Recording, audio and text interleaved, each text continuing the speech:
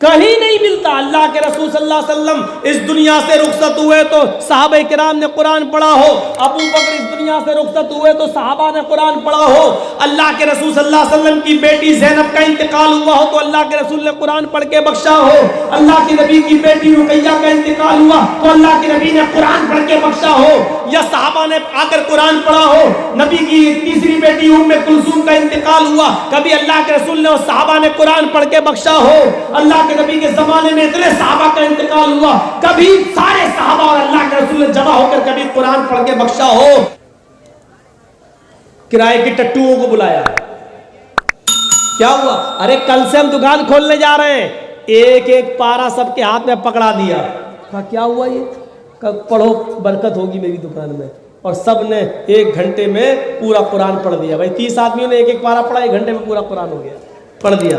दुकान में खैर व बरकत होगी, चाहे उसमें शराब बेचो, चाहे उसमें हीरोइन बेचो, चाहे उसमें गांजा बेचो, चाहे उसमें बीड़ी की बनाने की फैक्ट्री और बीड़ी का ऑफिस खोल लो, अब उसमें बरकत होगी। क्यों? कुरान पढ़ा गया। अब मजाल है 30 लोगों ने कुरान मिलके पढ़ा हो और उसमें शैतान आ जाए, हो ही नहीं सकता। मौलवी जर्जीस जैसे लोगों ने कुरान पढ़ा है भाई, अब तो वो सीधा उसमें जो कुछ भी होगा सब जायज है। एक ये है कुरान पढ़ना। एक कुरान पढ़ना क्या हुआ, कोई मर गया, दूसरे दिन उसके घर में ठलुए जमा हो गए। ठलुए जानते हो? किराए के टट्टू जमा हो गए। क्या हुआ? मरने वाले पे कुरान पढ़ा जाएगा, बख्श दो। एक एक पारा सबको पकड़ा दिया, लो पढ़ो। अल्हम्दुलिल्लाह अल्लाह मरने वाले को जन्नत दे, अल्लाह मरने वाले को पूरा कुरान का सवाब अता फरमा। हमने जो पढ़ दिया पूरा उसका सवाब मरने वाले को मिले। 30 पारे पढ़ के मरने वाले को सवाब पहुंचा दिया गया। अब मरने वाले ने जितने भी गुनाह किए होंगे सब माफ, सीधे जन्नतुल फिरदौस में चला जाए। पूरा कुरान पढ़ के बख्श दिया। अब उसने जो अफीम खाई, गांजा खाया, हीरोइन इस्तेमाल की, सब माफ। हीरोइन खा खाकर बीवी को पीटा, वो भी माफ। शराब पी पी कर आया और अपनी बीवी को मारा, वो भी माफ। क्यों? कुरान पढ़ के बख्श दिया गया। अबे कठमुल्ला, तेरी बख्शिश हो जाए ये बहुत बड़ी बात है, दूसरे की बख्शिश करवा रहा है।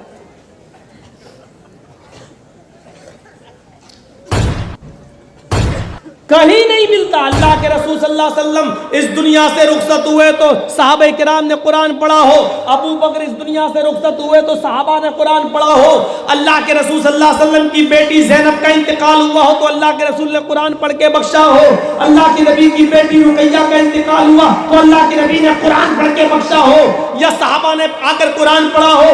नबी की तीसरी बेटी उम्मे कुलसूम का इंतकाल हुआ, कभी अल्लाह के रसूल ने और सहाबा ने कुरान पढ़ के बख्शा हो। अल्लाह के नबी के जमाने में इतने सहाबा का इंतकाल हुआ, कभी सारे सहाबा और अल्लाह के रसूल ने जमा होकर कभी कुरान पढ़ के बख्शा हो। ऐ कठमुल्लाओ, पूरे भारत के, पूरी दुनिया के मुल्ला मौलवियों, मुझे बताओ एक दलील मुझे दिखा दो कि अल्लाह के रसूल ने और तमाम सहाबा ने मिलकर किसी सहाबी पर पढ़ के बख्शा हो।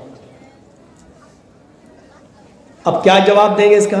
नहीं, नबी ने और सहाबा ने तो नहीं बख्शा, इसलिए कि सहाबा तो वैसे ही जन्नती हैं, उन पे पढ़ने की जरूरत ही नहीं थी।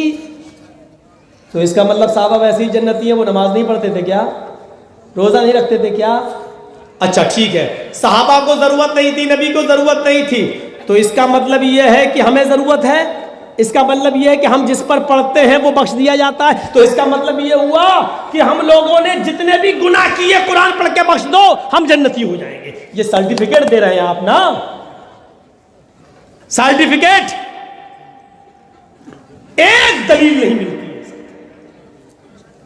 मरने वाले के लिए सिर्फ आप ये काम कर सकते हैं, मस्जिद में गए, आपने जोहर की नमाज पढ़ी, नमाज पढ़ने के बाद इमाम का इंतजार मत कीजिए,